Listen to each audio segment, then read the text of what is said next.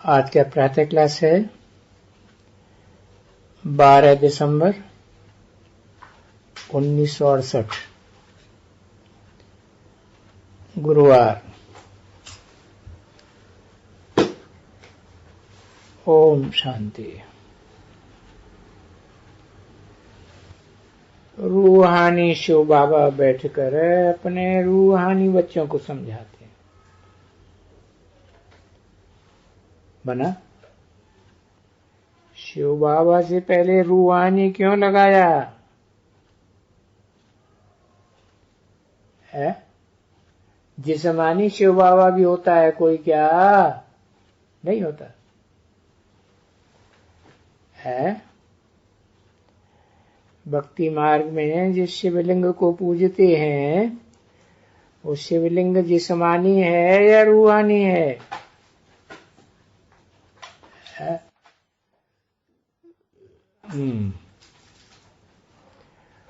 वो जिस्म की यादगार है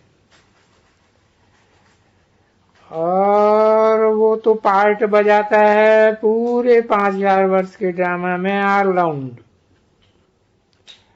और रूहानी शिव बाबा इस 5000 वर्ष के ड्रामा में ऑलराउंड पार्ट बजाता है क्या? नहीं, सिर्फ संगम युग में 100 साल पार्ट बजाता है। इसलिए बताया रूहानी शिव बाबा बैठ करके, किसमें बैठ करके है? जिस्मानी में बैठ करके अपने रूहानी बच्चों को समझाते हैं। ये तो जानते हो कि तीसरा नेत्र भी तो होता है ना। किसको? शिव सुप्रीम सोल, उनको तो तीसरा नेत्र ही है, भी तो नहीं कहेंगे कि तीसरा नेत्र भी होता है। भी लगाने से तो साबित होता है कि और भी नेत्र हैं। तो तीसरा नेत्र भी होता है, वो किसके लिए बोला है? हाँ, जो जिस्मानी ऑलराउंड पार्ट बजाने वाला शिव बाबा है उनको तीसरा नेत्र भी होता है। इसको त्रिनेत्री कहा जाता है, जिसको तीसरा नेत्र होता है?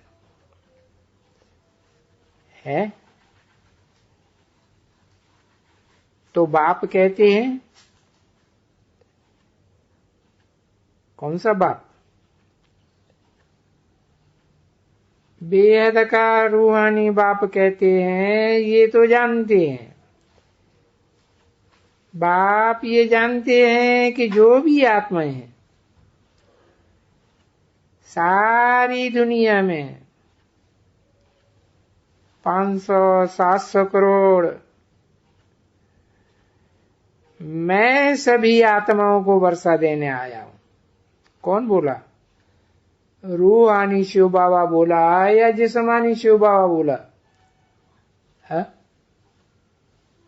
रूहानी, जो सदा सृष्टि रूपी रंगमंच पर जब जब जिस कल्प में आता है, हर कल्प में आता है ना, तो रूहानी पार्ट ही बजाता है।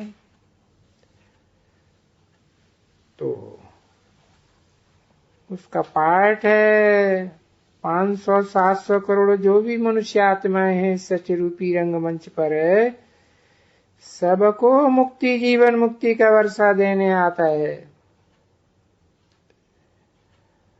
और बाप के दिल में तो वर्षा ही होगा ना। कोई भी बाप हो, लौकिक बाप हो, अलौकिक बाप हो, पारलौकिक बाप हो, उनके दिल में तो वर्षे की ही बात होगी। अच्छा, लौकिक बाप के दिल में क्या होगा? कि बच्चों को लौकिक दुनिया की धन संपत्ति का वर्षा दूं। वो भी तो बच्चों को वर्षा देंगे। बच्चा नहीं होता है तो मुझे जाते हैं। अरे इस जिंदगी में इतनी कमाई की ये वर्षा किसको देवें?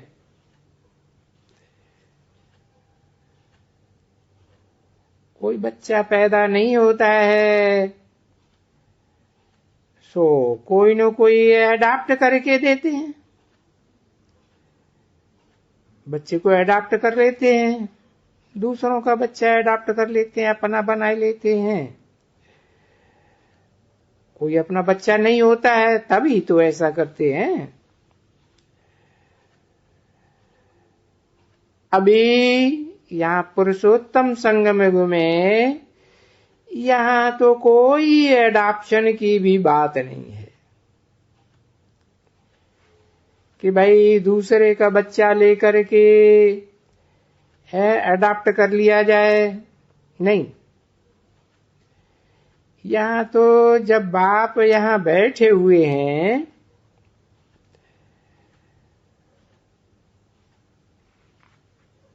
इस मुकर्रर रथ में भी बैठे हुए हैं और टेम्परेरी रथ में भी बैठे हुए हैं, बेहद का बाप बैठे हुए हैं। तो इनको सारी जो दुनिया है,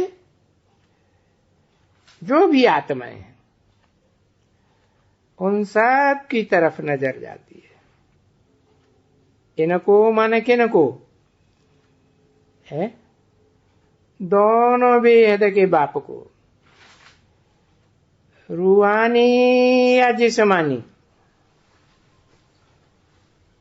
दोनों बेहद के बाप हैं।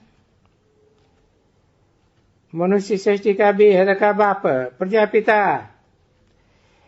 जिसके मुकर्रर रथ में शिव रूहानी बाप प्रवेश करते हैं। इनको जो सारी दुनिया है, जो भी आत्माएं, उन सब की तरफ नजर तो जाती है ना जरूर, क्योंकि जानते हैं कि मुझे जो भी मनुष्य आत्माएं हैं, जीव की आत्माएं हैं, फिर उनको जीव आत्मा ही कहो, क्योंकि जीवन तो धारण किया हुआ होता है मनुष्यों ने। तो मुझे सबको वर्षा देने का है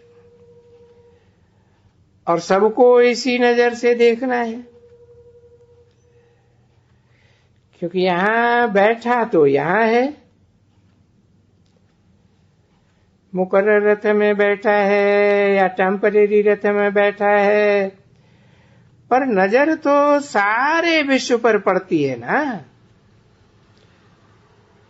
सारे विश्व के मनुष्य मात्र और सारी विश्व, उनके ऊपर नजर पड़ती है।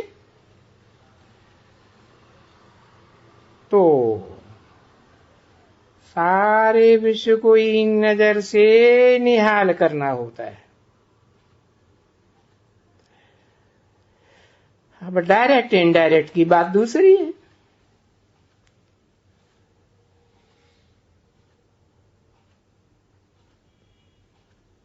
तो फिर बाप समझाते हैं कि देखो, अभी तो कलह क्लेश का युग है और फिर पुरुषोत्तम संगम युग भी है। ये बात तुम बच्चे दिल में अच्छी तरह से जानते तो हो ना कि बाबा आया हुआ है, शिव बाबा सबको शांति धाम सुख धाम ले जाने के लिए।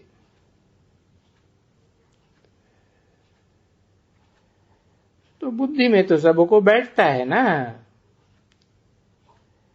कि भाई सब निहाल हो जाने वाले हैं।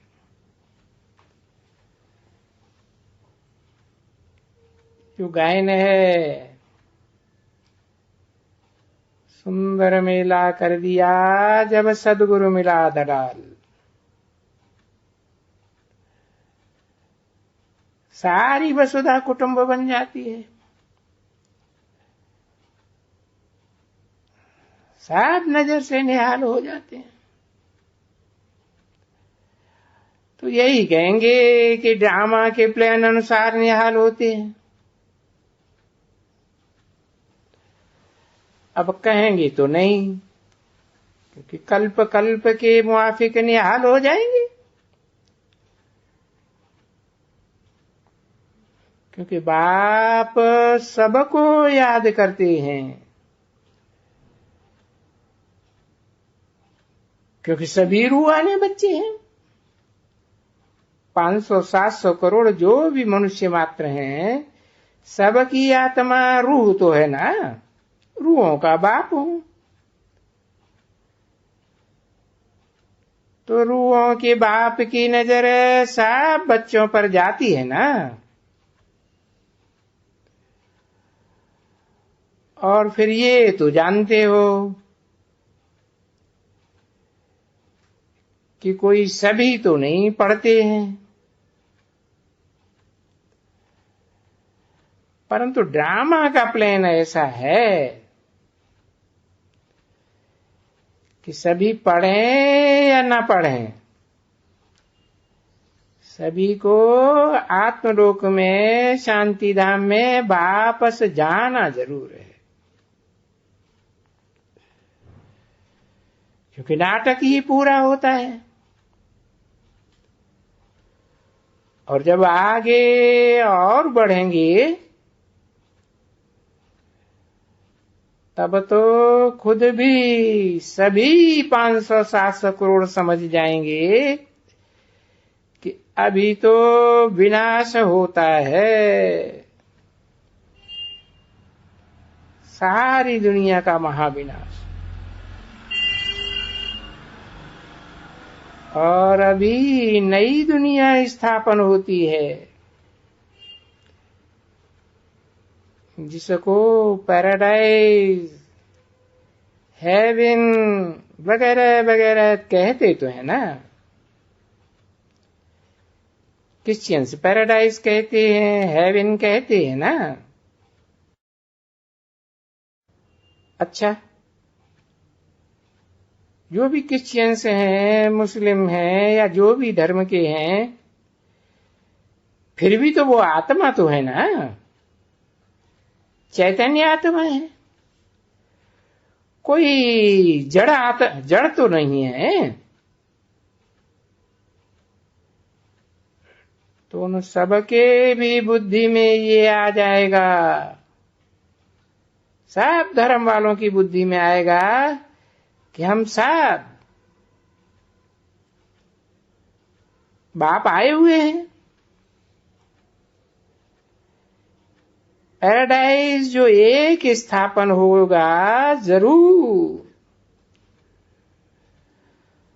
और हम तो शांति धाम चले जाएंगे, वो ऐसे समझेंगे। और तुम बच्चे भी ऐसे ही समझते हो। और जो भी मनुष्य मात्र हैं, सभी शांति धाम में चले जाएंगे, सबकी गति होगी। और धर्म वालों की, जो अपने अपने धर्म के पक्के हैं, उनकी गति होगी, माने मुक्ति होगी, और तुम्हारी सदगति होगी। सदगति का मतलब ही है सच्ची गति। आत्मा देह धारण करती है, जीवन धारण करती है, उसे कहते हैं जीवन मुक्ति, सदगति। तो ये बात बच्चों की बुद्धि में है ना, और ये तो बुद्धि में रहना ही चाहिए बच्चों के, क्योंकि बाबा आया हुआ है। और देखो,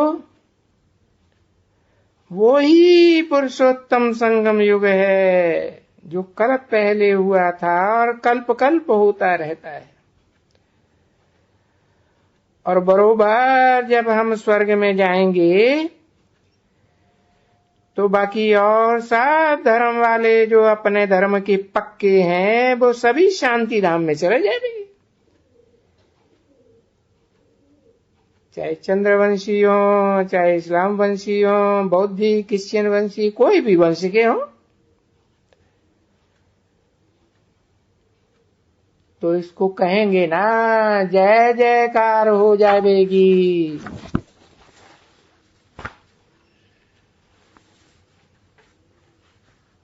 12 दिसंबर 1968 की प्रातः क्लास का दूसरा पेज।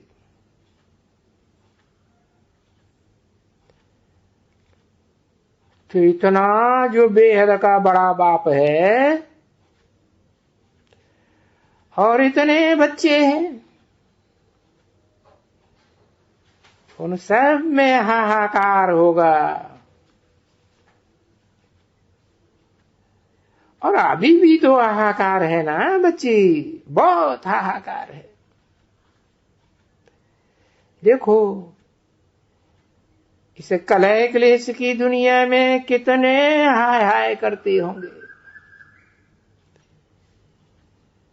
जहां अकाल दुकाल पड़ता है तो कितना हाय हाय करते हैं, और जहां जिन जिन देशों में लड़ाइयां चल रही हैं, मार काट होती है, तो कितनी हाय हाय करते हैं। अरे हजारों क्या लाखों मरते ही रहते हैं, है ना बच्चे?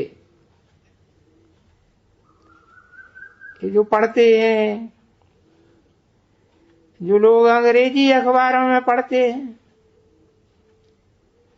तो देखते हैं कि सिविल वार लगी हुई है।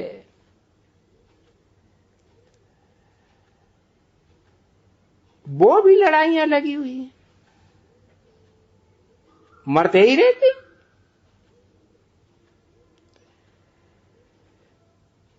तो बच्चे तो अभी जानते हैं कि बरोबर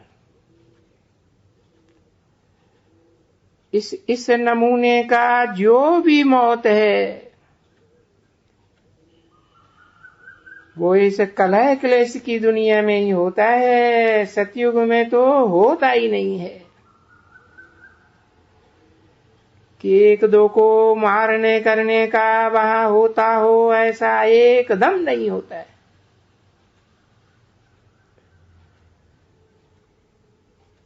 तो ऐसी दुनिया स्थापन करने के लिए बाप भी तो आते हैं।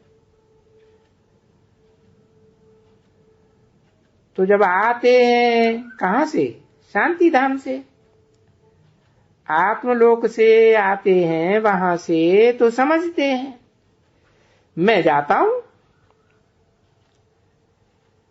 और जाकर के सारे विश्व में जय जयकार मनाता हूं।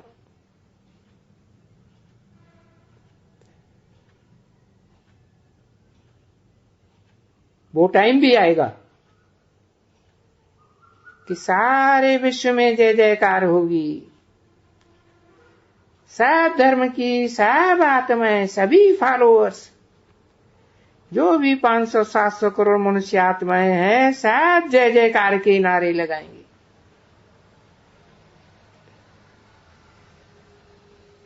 और बेहद का बाप ये भी तो जानते हैं ना कि मैं जाता हूं। कहां जाता हूं? कोई विदेश में जाता हूं, विलायत में जाता हूं? नहीं, भारत में ही जाऊंगा। भारत में क्यों जाऊंगा? क्योंकि एक भारत ही है। भा माने ज्ञान की रोशनी, रत माने लगा रहने वाला। जो मैं ज्ञान का वर्षा देता हूं, उस ज्ञान के वर्षे में सारा जीवन लगा रहने वाला और जन्म जन्मांतर लगा रहने वाला एक भारती है। तो कहां जाऊंगा? भारत में ही जाऊंगा ना। जड़ भारत में जाऊंगा या चैतन्य भारत में जाऊंगा? पहले कहां जाऊंगा? जरूर चैतन्य भारत में ही जाऊंगा। ये भारत ही सबसे पुराना गांव है। गांव है, गांव में थोड़े लोग रहते हैं या ज्यादा लोग रहते हैं? थोड़े लोग गांव में रहते हैं, शहरों में तो बहुत लोग रहते हैं। तो ये सूर्यवंशियों का गांव है, पुराने ते पुराना गांव। और बाबा के लिए तो गांव ही कहेंगे ना, है कि बहुत बड़ा शहर कहेंगे, करोड़ों की तादाद वाला नहीं। वो थोड़े मनुष्य होते हैं ना, तो उसको गांव ही कहेंगे। अरे उस समय ये सारी विश्व क्या थी? जब वो सूर्यवंशियों का राज्य था।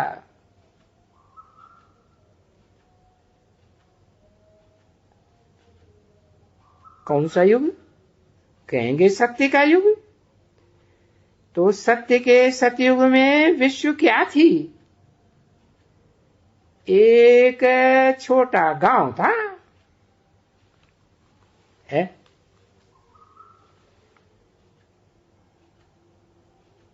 इसकी भेंट में एक गांव ही कहेंगे, सारे विश्व की भेंट में। अभी तो इस सारे विश्व में देखो कितने मनुष्य बढ़ गए।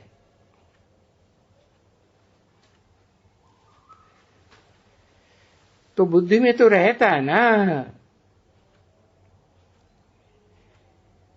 कि बाप आएंगे, तभी तो बेहद के बाप आकर के समझाते हैं ना। और फर्क तो समझते हो ना। बेसमझों में और समझदारों में क्या फर्क होता है? अरे रात दिन का कितना फर्क है। कहाँ समझदार आत्माएं, जिन्हें देव आत्माएं कहा जाता है, वो स्वर्ग में राज्य करते हैं।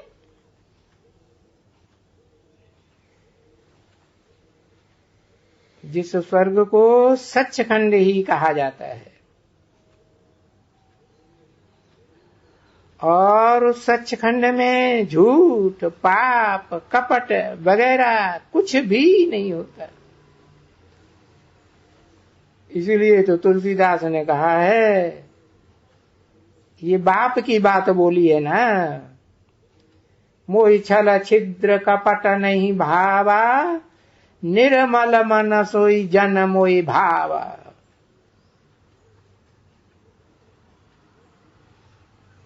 इसीलिए तो नाम ही रखा है ना, है विन। क्या विन किया? ऐसी ऐसी आत्माओं को विन किया। उसका नाम ही है स्वर्ग। स्व स्थिति में जाने वाली आत्माएं हैं। तो अभी तुम बच्चों को तो ये जरूर होना है।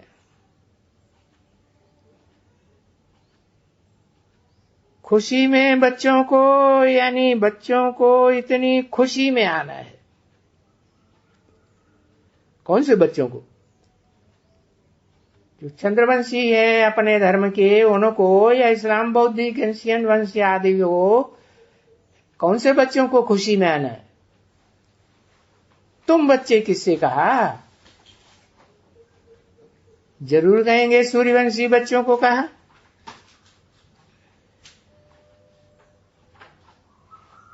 तो आना है।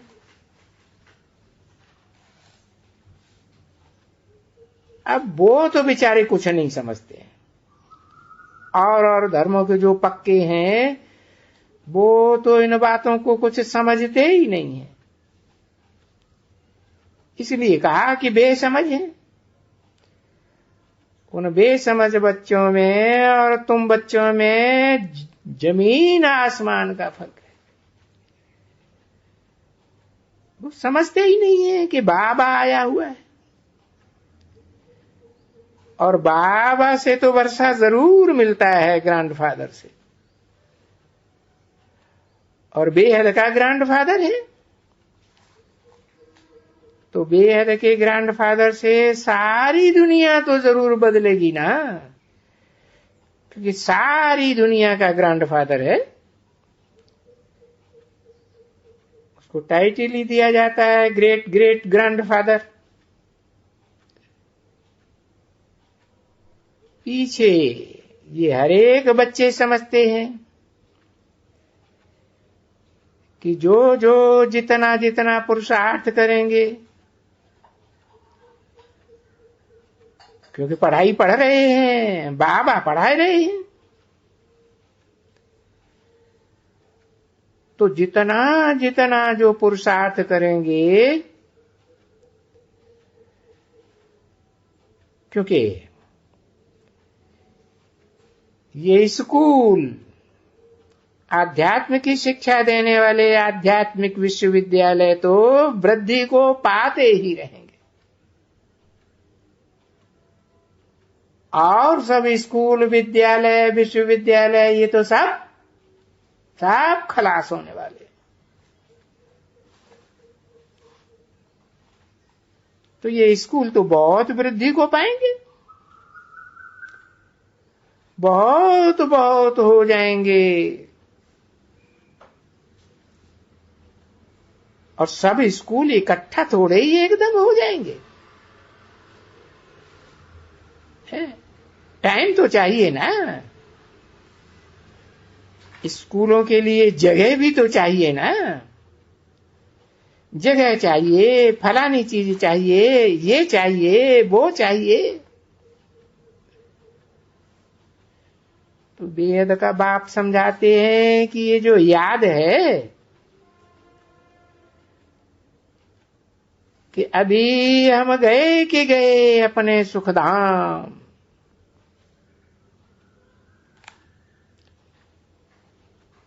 जैसे एक साधारण बात होती है,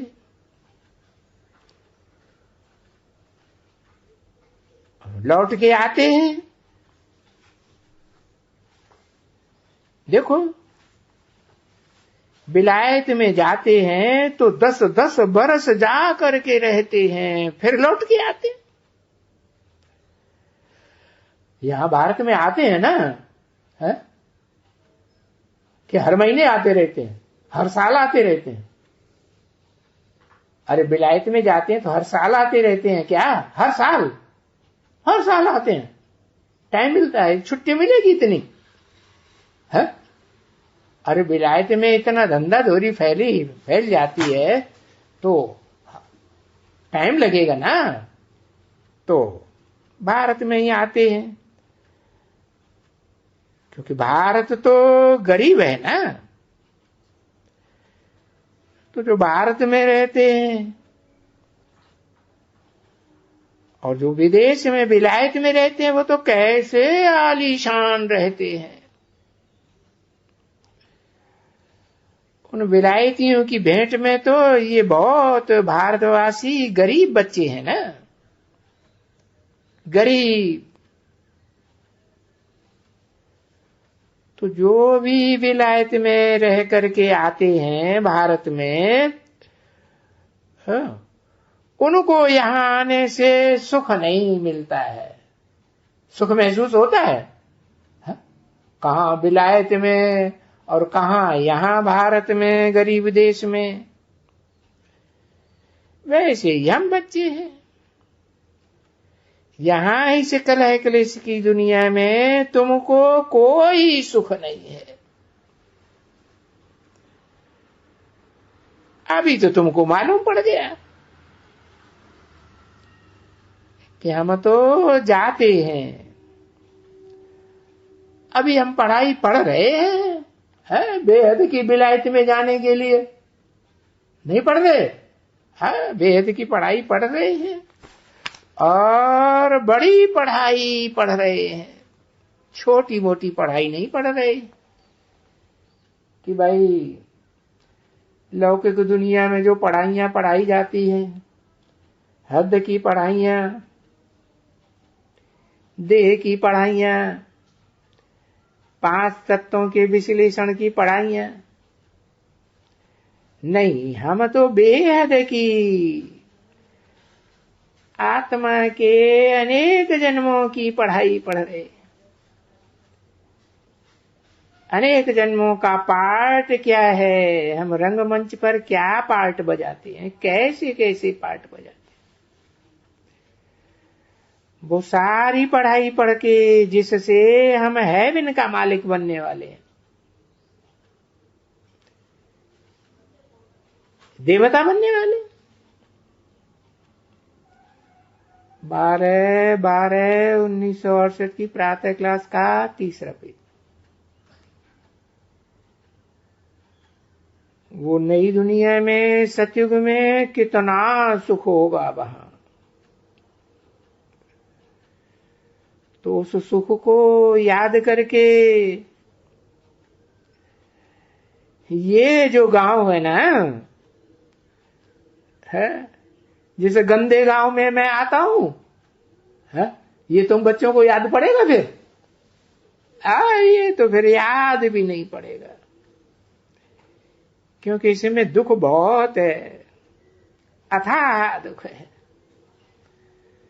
खाने को बेचारों को भरपूर भोजन भी नहीं मिलता, इधर उधर गांव में रोज खाने के लिए भटकते रहते।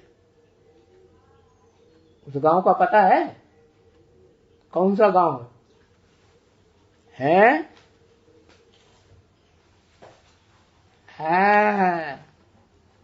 अथाह दुख है। और बाबा ने तो बच्चों को बहुत समझाया है कि अपरम अपार दुखों को लिखो, है लिखो, क्या उनकी लिस्ट बनाओ। आज की कलह कलेश की दुनिया में अपरम अपार ये रावण के राज्य में है, पतित दुनिया में अथाह दुख है।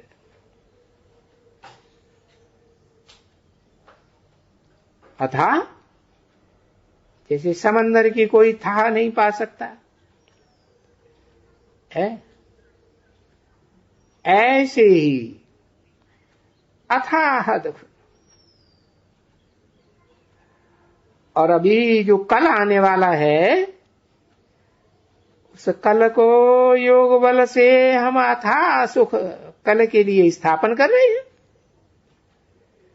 और वो सुख अपने लिए राजधानी में स्थापन कर रहे हैं।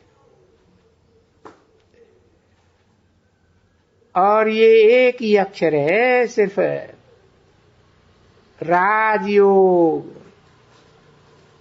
भाई ये राजाई का योग कौन पढ़ाते हैं? बेहद का बाप कहते खुद हैं कि मैं तुमको राजाओं का राजा बनाता हूं। ओम शांति।